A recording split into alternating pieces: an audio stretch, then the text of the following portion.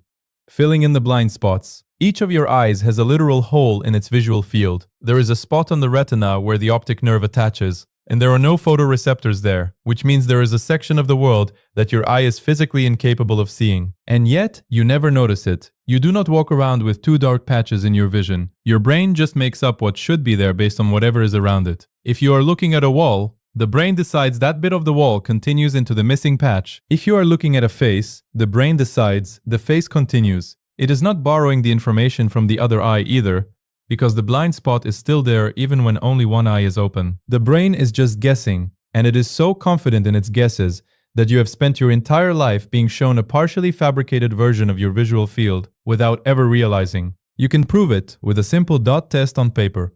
Close one eye, Focus on a marker, move the page slowly, and at the right distance, a dot completely vanishes. Your brain replaces it with the white of the page. It does this constantly with everything else too. You just never catch it. False memories. Your memory is not a recording, it is a reconstruction. Every time you recall something, your brain rebuilds it from fragments. And during that rebuild, it can mix in details that were never there in the first place. Researchers have implanted entire fake events into people's memories in experiments. Things like being lost in a shopping center as a child, or accidentally spilling punch at a wedding. And the participants will later recall these events with full emotional detail, sensory information, and confidence, despite the events never happening. The mechanism is uncomfortable. Memory is more like editing a document than playing a video. Each recall is a new save, and small distortions accumulate every time. Suggestions from other people, things you saw in photos, things you saw in films, things you imagined vividly, all get woven in over time until you cannot tell which parts are real and which parts were stitched in later. This is why two people from the same event can both swear with complete sincerity that opposite things happened. They are both telling the truth, as their brain currently presents it. The brain does not store truth. It stores its current best story.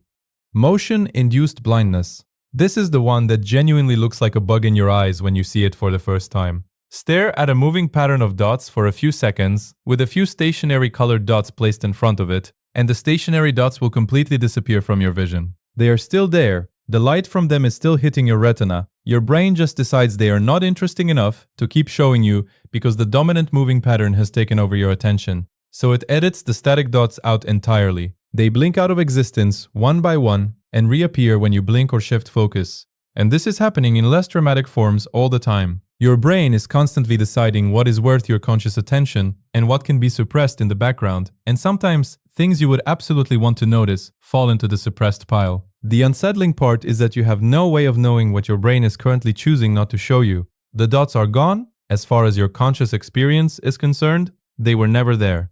Choice blindness. This one is humiliating once you understand how easily it works. In experiments, people are shown two photos of faces and asked which one they find more attractive. They pick one. The researcher then hands them that photo and asks them to explain why they chose it. Except the researcher has secretly swapped the photos. The participant is now holding the face they rejected, and roughly 70 to 80% of them do not notice the swap. Worse, they start confidently explaining why they chose that face. They invent reasons, they describe specific features they liked, they build entire justifications for a choice they never made. The same effect has been shown with political opinions, jam flavors, even moral positions. People can be fed back the opposite of what they said and will defend it as if it were always their view. The reason this happens is that the part of your brain that explains your decisions is not the part of your brain that makes them. The explainer just observes the outcome and constructs a story after the fact. And it is so committed to the story that it will defend choices you never even made, with detail, fluency, and total confidence. Blindsight. This is probably the strangest one on the list, because it suggests that your eyes and your visual awareness are not the same thing. People who have suffered damage to the primary visual cortex can become consciously blind in part or all of their visual field. They genuinely cannot see anything in that area, but when researchers ask them to guess what is happening in that blind region, by pointing at objects, detecting movement, or even catching a ball thrown into the blind side, they perform far better than chance. They are seeing without seeing.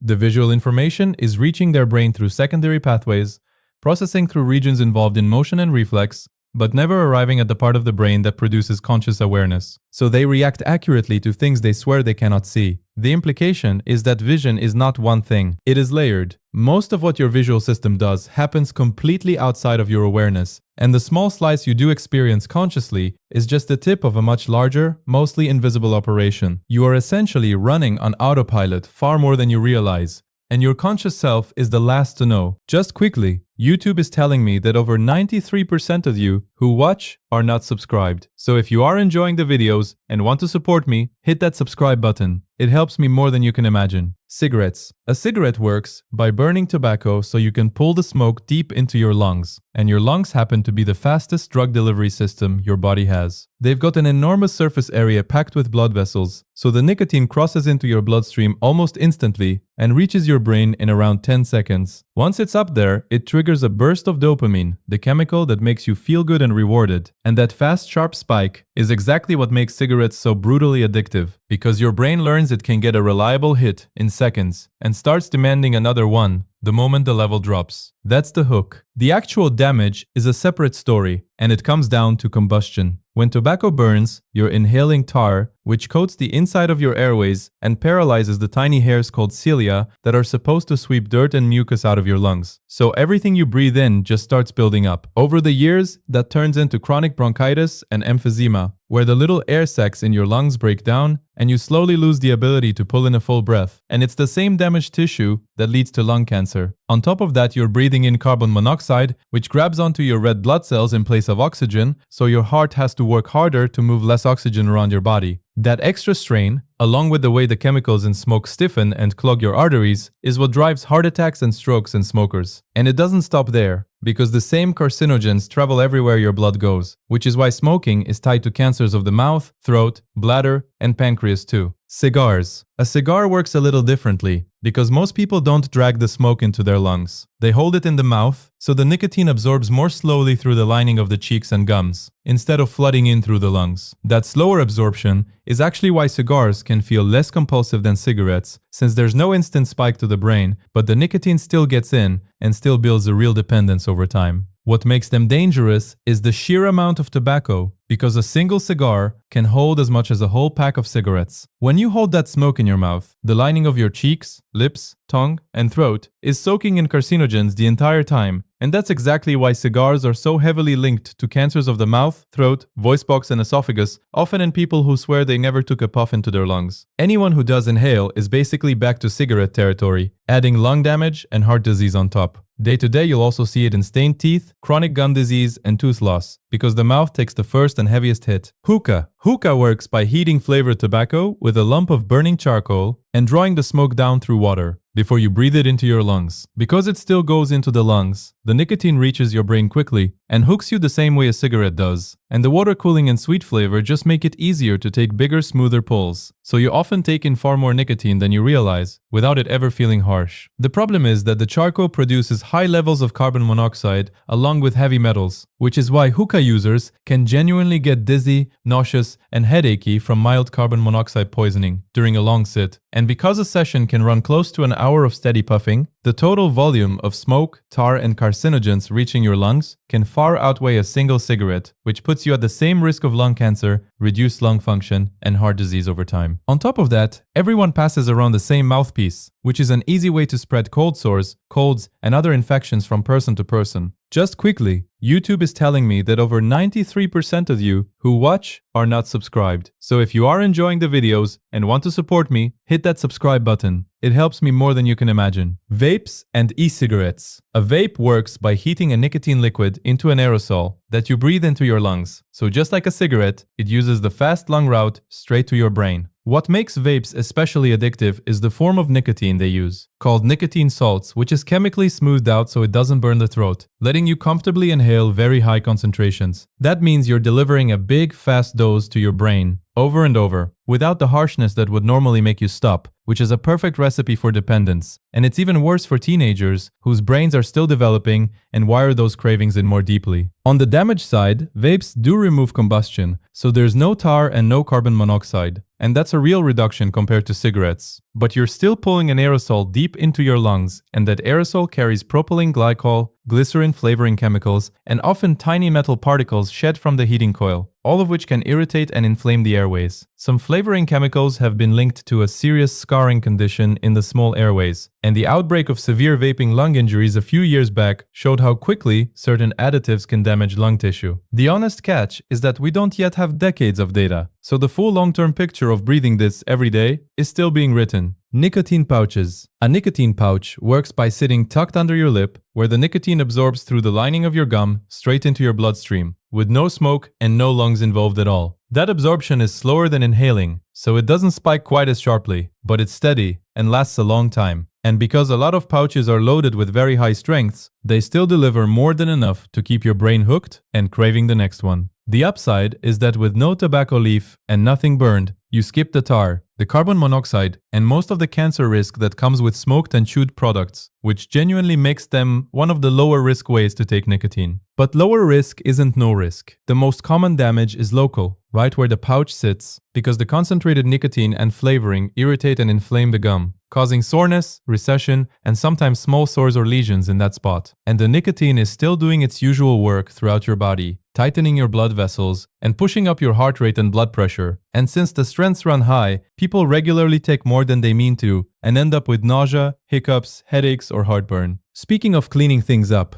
if any of this has you thinking about your own habits, the easiest place to actually start is food. And that's the whole reason I put my stuff together. Bland is Banned is 102 high-protein recipes that genuinely taste good, from proper breakfasts to homemade fake-away versions of a Big Mac and Chick-fil-A. With the full macros printed on every single recipe so you always know exactly what you're eating. And it's 50% off right now, $29.99 instead of $59.98. If money's the thing holding you back, Rich Body Broke Bank is my guide to eating properly on a genuinely tiny budget. Because healthy food was never the expensive part, the marketing was. And if you actually want to lean down, for real, the Summer Shred is the big one. A personalized 6-week plan built around real life, restaurants, fast food, bad days and all. And it comes with the entire cookbook thrown in free. It's all the first links down in the description. Chewing tobacco. Chewing tobacco works by holding loose leaf tobacco inside your cheek so the nicotine leaches out and absorbs through the lining of your mouth. And the act of chewing keeps releasing more of it as you go. It's a slower absorption than smoking, so it doesn't hit the brain in one sharp spike, but because people keep it parked in their mouth for long stretches, the nicotine stays topped up for hours, and that steady, constant supply is what keeps the addiction locked in. The trouble is that all that time with tobacco pressed against your gums and cheek means your mouth is soaking in carcinogens for hours at a time. The biggest danger is cancer of the mouth, tongue, cheek, and throat. And one of the earliest warning signs is leukoplakia, those thick white leathery patches that form inside the mouth as the tissue starts to change. Long before it ever gets that far, you'll see the gum damage, because the constant irritation makes your gums pull back and recede, exposing the roots of your teeth, which leads to sensitivity, decay, and eventually teeth loosening and falling out. The grit itself wears down and stains your teeth along the way.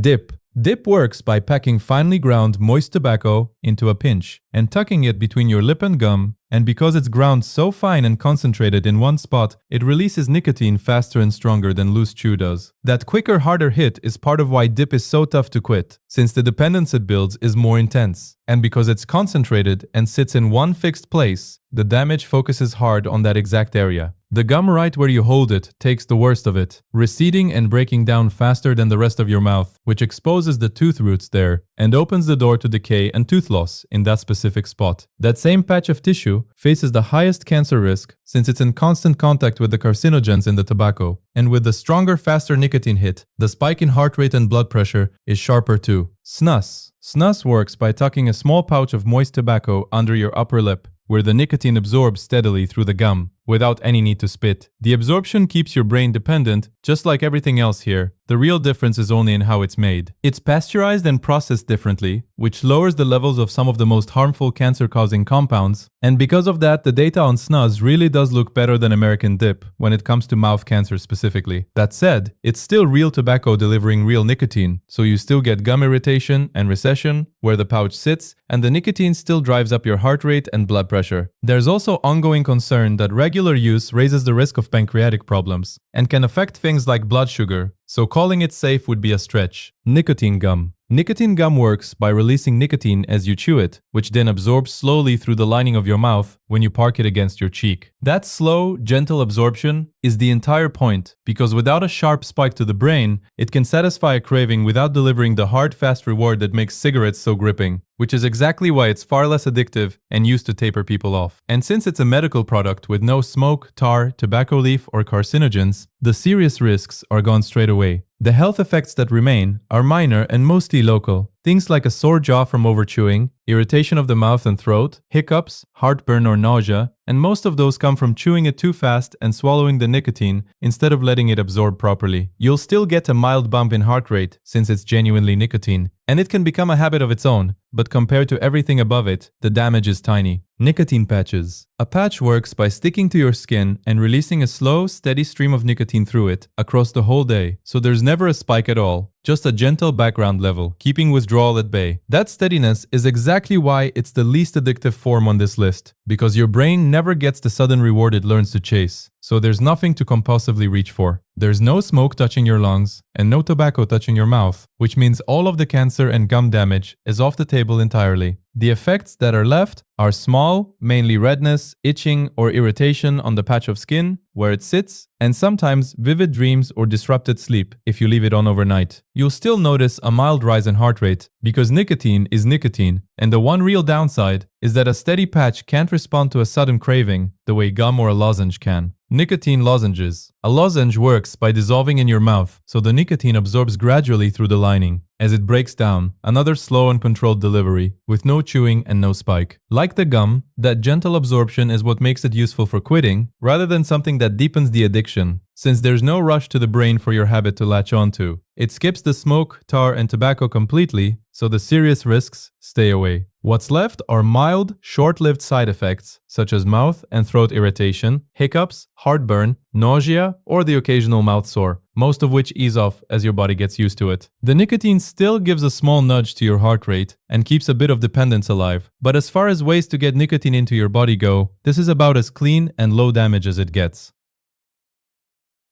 Cluster headaches. These get nicknamed suicide headaches by neurologists, and that nickname is not poetic exaggeration. It is descriptive. People who have had kidney stones, childbirth without pain relief, and gunshot wounds have all gone on record saying cluster headaches were worse. The pain is typically located behind one eye and feels like a hot metal spike being driven through the socket repeatedly for somewhere between 15 minutes and 3 hours. And then it comes back, sometimes 8 times in a single day, for weeks or months. What makes them so brutal is not just the intensity, but the pattern. Migraines tend to be a single long siege. Cluster headaches come in attacks, often striking at the same time each day, frequently during sleep, which means sufferers stop being able to rest properly because their brain is conditioned to expect an attack at 3 in the morning. People physically cannot sit still during one. They pace, headbutt walls, scream into pillows, anything to redirect the input. The mechanism involves the trigeminal nerve and the hypothalamus, misfiring in ways researchers still do not fully understand, which is part of why effective treatment took so long to develop. High-flow oxygen and certain injectable medications now help, but there is no cure. People live in fear of the next cycle for the rest of their lives. Bullet ant sting. The bullet ant lives in the rainforests of Central and South America, and it earned its name because being stung by one feels, according to people who have actually been shot, roughly equivalent to being shot. On the Schmidt Sting Pain Index, which is basically a guy named Justin Schmidt who got himself stung by every insect he could find and ranked the results, the bullet ant sits right at the top. He described it as pure, intense, brilliant pain, like walking over flaming charcoal with a 3-inch nail embedded in your heel. What makes it worse is the duration. Most insect stings burn for a few minutes and then fade. The bullet ant sting can stay at peak intensity for 12 to 24 hours, often paired with uncontrollable shaking, paralysis of the limb that was stung, and waves of pain that come and go for over a day. The toxin is called Ponera toxin, and it works by jamming sodium channels in your nervous system in the open position, which means your nerves keep firing pain signals non-stop without being able to switch off. The Sateremawe people in Brazil actually use these ants in a coming-of-age ritual, where young men wear gloves filled with dozens of live bullet ants for 10 minutes at a time, repeated up to 20 times over months. If you can survive that without crying, the tribe considers you a man. Most people can barely survive one sting without considering driving themselves to a hospital. Passing a kidney stone. Kidney stones get a lot of jokes attached to them online, but anyone who has actually passed one stops finding it funny pretty quickly. A kidney stone is essentially a small rock made of crystallized minerals, usually calcium oxalate, that forms in the kidney and then has to travel down the ureter to leave the body. The ureter is the narrow tube that connects the kidney to the bladder, and it is roughly 3 to 4 millimeters wide. A kidney stone can be 5, 6, sometimes 10 millimeters. So you are not gently passing something, you are forcing a jagged mineral object through a tube that does not want to stretch that much. The pain typically starts as a deep ache in the back or side, then escalates into something doctors describe as one of the most intense pains a human can experience. Women who have given birth and also passed kidney stones often say the stones were worse, partly because childbirth has a defined endpoint and a clear biological purpose, while a kidney stone just feels like your body is attacking itself for no reason. The pain comes in waves, mirroring the contractions of the ureter as it tries to push the stone along, and each wave can last 20 to 60 minutes. Most people end up in the emergency room, vomiting from the pain alone. Smaller stones eventually pass on their own. Larger ones sometimes have to be broken up with shockwave therapy or removed surgically, because they will literally block urine flow and damage the kidney if left in place. Gympie tree. This is a plant native to Australia and parts of Southeast Asia that looks like a soft, harmless leafy bush.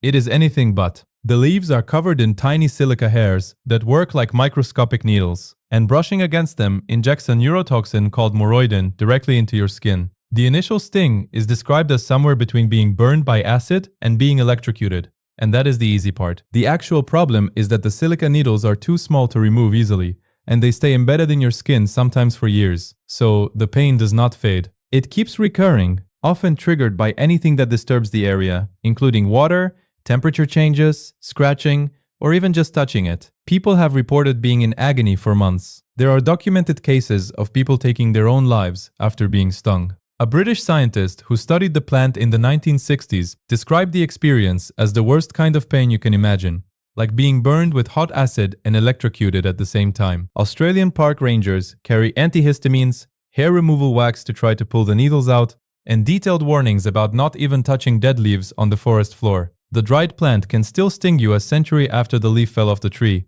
And while almost none of these things on this list will ever actually happen to you, plenty of people quietly suffer through a much more boring kind of pain every single day. Sluggish energy, joints that ache for no obvious reason, hating the way they look in the mirror, eating food they secretly resent. That kind of slow background misery is genuinely fixable. And that is exactly why I made both the Bland is Banned cookbook and the Summer Shred program. The cookbook has 102 recipes that are high in protein, lower in calories, easy to make, and actually taste like real food instead of sad diet nonsense. Stuff like high-protein burgers, crispy chicken wraps, loaded fries, pizzas, desserts, all the kind of food people assume they have to give up when they want to get lean. And the Summer Shred program is a 6-week personalized program built specifically to get you in the best shape of your life for summer. So you're not just copying some random generic PDF and hoping it works. It also comes with a free copy of Bland is Banned included. Both are 50% off right now, so be quick if you want them while the sale is on. First link in the description. And if you just want the free meal plan, that is also linked down there. Stonefish sting. The stonefish lives in shallow waters across the Indo-Pacific and is the most venomous fish in the world. It looks exactly like a rock, which is the entire problem. People step on them in shallow water without realizing they are alive, and the dorsal spines on the fish's back inject venom through the foot with enough force that the spines can puncture rubber-soled shoes. The pain begins instantly and is described by survivors as so intense they would have cut their own foot off if it had been an option. The venom causes massive tissue swelling, severe muscle cramps, and in untreated cases can lead to paralysis, heart failure, and death within hours. Even with antivenom, the pain often persists for weeks, and the tissue damage can leave permanent scarring or loss of function. Hot water immersion is one of the only things that helps in the short term, because the venom proteins are heat sensitive and start breaking down at high temperatures. Locals in stonefish areas carry buckets and a thermos of hot water on the beach for exactly this reason. The fish itself is not aggressive, it does not chase anyone. It just sits there looking like a rock, and people walk into it. Fibromyalgia. This one is different from the others on this list, because it is not a single event with a clear cause. It is a chronic pain condition where the nervous system itself becomes hypersensitive to signals that should not be painful at all. A bedsheet brushing across the skin can feel like sandpaper. A hug can feel like being crushed. Cold air can feel like burning. And the pain is widespread, meaning it is not confined to one part of the body. It travels, shifts, and comes in waves that often have no obvious trigger. What makes fibromyalgia so cruel is that nothing looks visibly wrong on scans or blood tests, which means sufferers usually spend years being told they are imagining it before being properly diagnosed. The current understanding is that the brain and spinal cord process pain signals abnormally, essentially turning the volume up on every input and getting stuck there. Sleep is wrecked because the nervous system never properly switches into rest mode. Energy gets destroyed. Brain fog, often called fibro fog, makes concentration difficult, People lose jobs, relationships, and the ability to live independently. There is no cure, and most treatments focus on managing symptoms rather than fixing the underlying dysfunction. The pain itself is real, intense, and constant, and the lack of an obvious mechanism makes the experience even more isolating for the people living with it. Irukandji jellyfish sting. The Irukandji jellyfish is roughly the size of a fingernail, almost completely transparent, and lives in the warm waters around northern Australia. Most people who get stung do not even feel it at first. The initial contact is usually mild, often described as a small pinprick. Then about 30 minutes later, what is called Irukandji syndrome kicks in, and the body essentially goes to war with itself. The venom triggers a catastrophic release of stress hormones, particularly adrenaline and noradrenaline, in quantities the body was never designed to handle. People experience sudden severe back pain, full body muscle cramps, vomiting, sweating, a heart rate that can exceed 200 beats per minute, blood pressure spikes high enough to cause brain hemorrhages, and a psychological symptom unique to this sting called a sense of impending doom, where the victim is overwhelmed by the certainty they are about to die. That part is not metaphor. People genuinely beg medical staff to kill them just to make it stop. The pain lasts somewhere between 4 and 30 hours. Even with hospital treatment, there is no antivenom. Doctors can only manage the symptoms with painkillers, blood pressure medication, and supportive care, while the venom works its way through the system. A creature you can barely see can put a healthy adult into intensive care within an hour. Executioner wasp sting. The executioner wasp lives in Central and South America, and it is one of the few stinging insects that ranks above the bullet ant on certain pain scales. The naturalist Justin Schmidt, the same guy who got himself stung by everything he could find, described being stung by an executioner wasp as torture. The pain started immediately, spread up his entire arm, and stayed at maximum intensity for over a day. The venom is a complex cocktail of compounds, including peptides that destroy cell membranes, inflammatory mediators that cause massive swelling, and neurotoxins that target nerve endings directly. Unlike most wasp stings, which fade within hours, executioner wasp stings cause sustained pain that radiates outward from the sting site, often making the entire limb unusable for 2 or 3 days.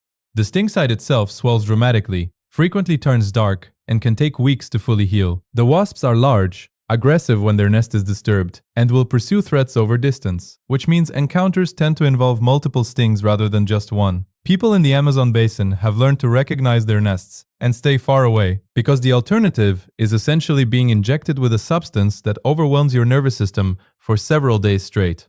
Tetanus. Tetanus is what happens when a bacterium called Clostridium tetani enters a deep wound, usually through something like a rusty nail or a contaminated cut, and starts producing a neurotoxin called tetanospasmin. This toxin travels up the nerves and disables the body's ability to relax muscles. So every muscle in the body, all at once, contracts and stays contracted, hard.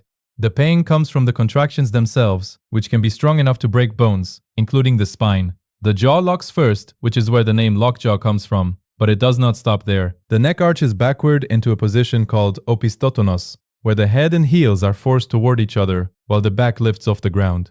Breathing becomes nearly impossible because the diaphragm and chest muscles cannot relax. Any sound, light or touch can trigger another full body spasm, which means the person is in constant pain, fully conscious, unable to move, unable to breathe properly, for days or weeks at a time. Even in modern hospitals with intensive care, mortality is around 10%. In places without vaccination programs or proper medical care, it is closer to 50. The tetanus vaccine is one of the simplest interventions in modern medicine, and most people in developed countries get it without thinking about it, which is genuinely a small miracle because the alternative is one of the most horrific deaths the human body is capable of producing. Just quickly, YouTube is telling me that over 93% of you who watch are not subscribed. So if you are enjoying the videos and want to support me, hit that subscribe button. It helps me more than you can imagine. Fibrodysplasia ossificans progressiva. This is the one where the body slowly builds a second skeleton on top of the first one, not a metaphor. Actual bone forming inside muscle, tendons, ligaments, and connective tissue that was never meant to be bone. There are only about 800 known cases in the entire world, which makes it one of the rarest diseases medicine has ever documented. The cause is a single mutation in a gene called ACVR1. That gene codes for a receptor that normally helps regulate bone growth during early development, switching on when bone is needed and off when it is not. The mutation flips that receptor into a permanently on state, so it just keeps quietly signaling grow bone here forever. Any tissue injury, any bruise, even a routine vaccine or a dental injection can trigger a fresh ossification. The soft tissue swells, hardens over weeks or months, and turns into real skeletal bone that fuses with whatever is nearby. The really cruel part is what happens when doctors try to help. Historically, if a child had lumps growing on them, the standard move was to biopsy the lump and find out what it was. In this condition, that is genuinely the worst thing you can do, because cutting into the tissue guarantees more bone forms in response to the injury. Kids used to lose permanent ranges of motion from the tests, meant to diagnose them. The tell that lets doctors recognize it now without a biopsy is the toes. Almost everyone born with the condition has unusually short big toes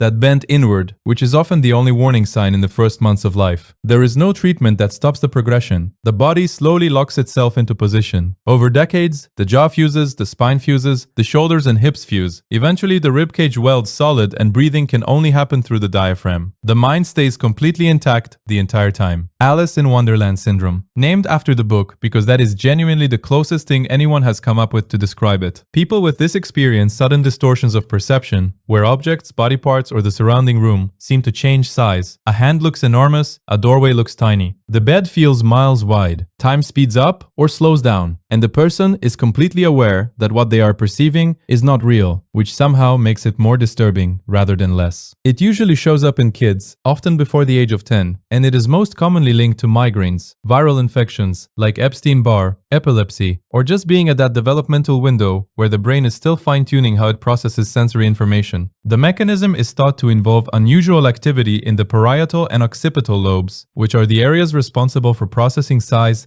distance, and spatial mapping. Something in that circuitry temporarily miscalibrates, so the brain receives normal visual data and interprets it wrong. Episodes tend to be short, a few minutes, sometimes up to half an hour. Most children grow out of it entirely by adolescence, which is the strange mercy of this. 1. A disease that sounds like a fever dream, and then just quietly leaves. Adults can develop it too, usually alongside migraines, and for them it is often a lifelong recurring thing rather than something they outgrow. It is not dangerous. It is just deeply unsettling to sit there, watching your own hand look like it belongs to a giant, while knowing full well that it does not. Just quickly, YouTube is telling me that over 93% of you who watch are not subscribed. So if you are enjoying the videos and want to support me, hit that subscribe button. It helps me more than you can imagine. Cotard's delusion, also called walking corpse syndrome, which sounds like something invented for a horror film, but is a real psychiatric condition first described in the 1880s by a French neurologist named Jules Cotard. The core feature is that the patient becomes convinced they are dead, not dying, not in danger, actually already dead. Some believe their organs have rotted away, some believe they have no blood, some believe they do not exist at all, and have somehow continued moving around in a body that stopped being real. The unsettling detail is that people with Cotards are often intelligent, articulate, and internally consistent. They will explain their belief clearly, they will refuse food because dead people do not need to eat, and they will describe the smell of their own decay in a matter-of-fact tone. It is not confusion. It is a coherent delusion built on top of otherwise functional cognition. The mechanism is not fully understood, but the leading theory involves a breakdown in the brain regions that generate the sense of being a living, feeling self. When the emotional recognition of your own body goes silent, that automatic hum of "I am here, this is me," the brain fills the gap with the only explanation that fits. If I do not feel alive, I must not be. It has been linked to severe depression, some forms of psychosis, brain injuries, and occasionally conditions like Parkinson's. Treatment is possible in some cases with antidepressants and antipsychotics, and in the more resistant cases,